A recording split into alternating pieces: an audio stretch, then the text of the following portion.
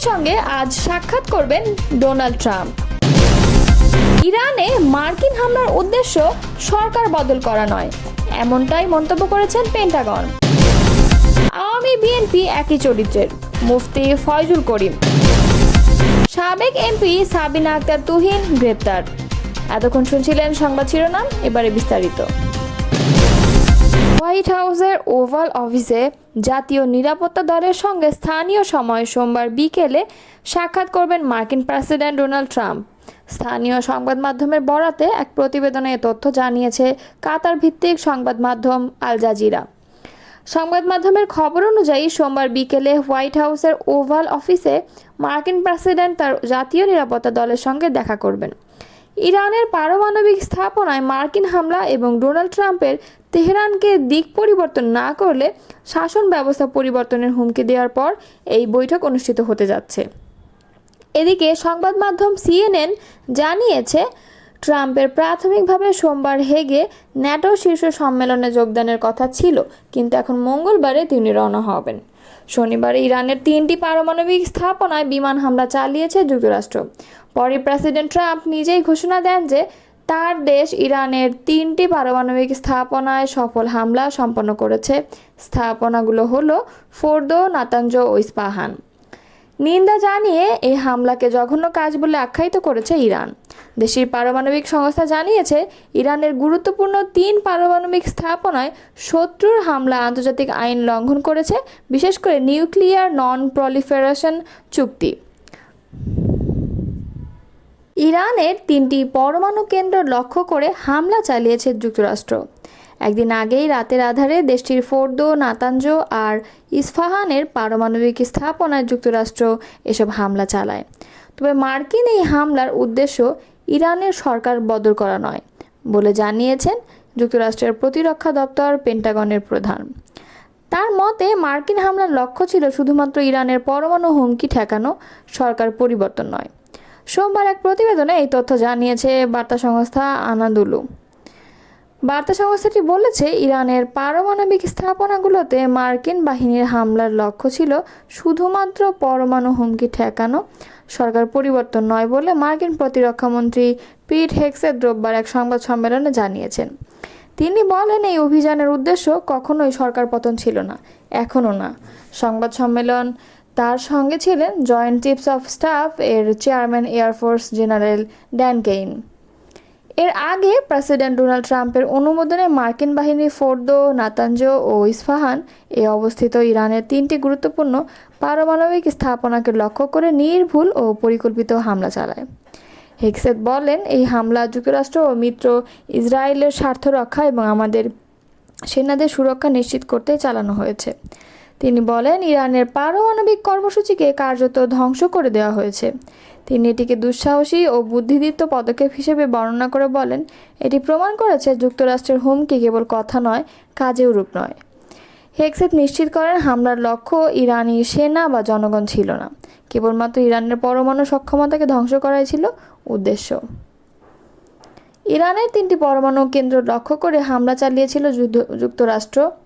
পশ্চিম এশিয়ার এই দেশটিতে মার্কিন ওই হামলার পরপরই আন্তর্জাতিক বাজার বেড়ে গেছে তেলের দাম। অবশ্য ইরানে হামলার ফলে যে এমন কিছু ঘটতে পারে তার পূর্বাভাস আগেই পাওয়া গিয়েছিল অনেকটা। সোমবার এই তথ্য জানিয়েছে ব্রিটিশ সংবাদ মাধ্যম বিবিসি। সংবাদ মাধ্যমটি বলেছে, যুক্তরাষ্ট্রের হামলার পর এনার্জি মার্কেট আবার খুলেছে এবং এর সঙ্গে তেলের বাজার দেখা গেছে তাৎক্ষণিক প্রভাব।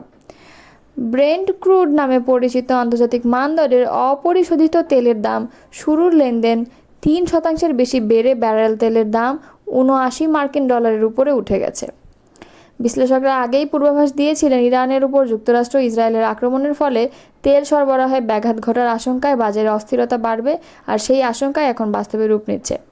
বিশেষ করে মধ্যপ্রাচ্যে সংঘাতের কারণে হরমুজ প্রণালীতে জাহাজ চলাচল ব্যাহত হওয়ার আশঙ্কা রয়েছে, কারণ এখান দিয়ে বিশ্বের প্রায় 1/3 তেল রপ্তানি হয়ে থাকে। এদিকে এশিয়ার শেয়ার বাজারগুলো কিছু সময়ের মধ্যেই খুলবে এবং আশঙ্কা করা হচ্ছে তেলের দামের এই ঊর্ধ্বগতি এবং ভূ রাজনৈতিক উত্তেজনা এশিয়ার বাজারেও প্রভাব ফেলতে পারে। ইসলামী আন্দোলন বাংলাদেশের সিনিয়র নায়েবে আমির মুফতি সৈয়দ মুহাম্মদ ফয়জুল করিম বলেছেন, আওয়ামী বিএনপি একই চরিত্রের, এদের কথা ও কাজ একই ধারার। দেশের জালেমের পরিবর্তন হয়েছে, কিন্তু জুলুমের পরিবর্তন হয় নাই।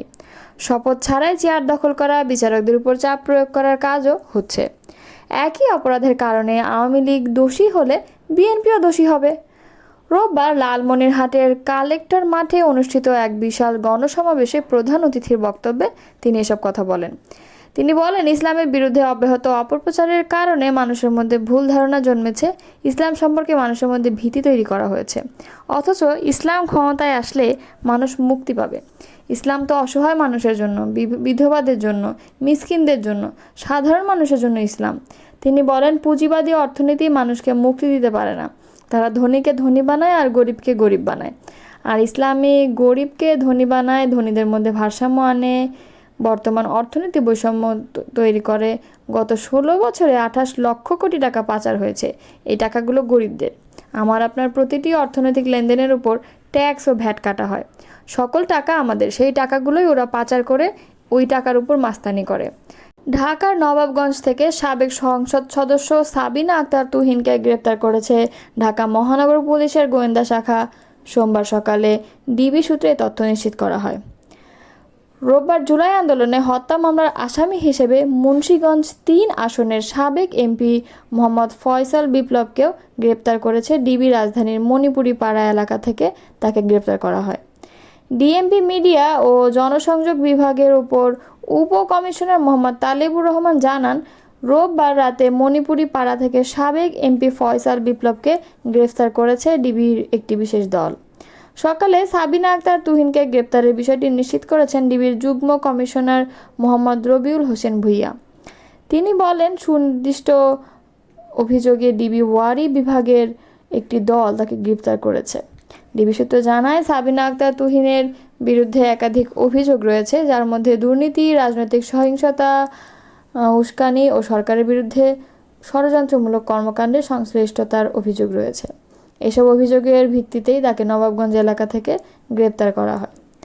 তুহিন ও বিপ্লব দুজনেই একটি সাম্প্রতিক রাজনৈতিক সহিংসতা ও হত্যা মামলায় সন্দেহভাজন হিসেবে আইন শৃঙ্খলা বাহিনীর নজরদারিতে ছিলেন। বিশেষ করে ফয়সাল বিপ্লবের বিরুদ্ধে চলমান জুলাই আন্দোলনের সময় সহিংসতা ও হত্যাকাণ্ডে প্রত্যক্ষ ভূমিকা থাকার অভিযোগ রয়েছে। এই গ্রেপ্তারকে কেন্দ্র করে সংশ্লিষ্ট রাজনৈতিক মহলে উত্তেজনা সৃষ্টি হয়েছে। গ্রেপ্তারদের আইনজীবীরা বলছেন, এটি রাজনৈতিক প্রতিহিংসা। ডিবি কর্মকর্তারা জানিয়েছেন, গ্রেপ্তারকৃতদের রিমান্ডে নিয়ে জিজ্ঞাসাবাদ করার আবেদন করা হবে এবং তদন্তে পাওয়া তথ্য অনুযায়ী আরও অভিযুক্তদের গ্রেপ্তার অভিযান চালানো যাবে।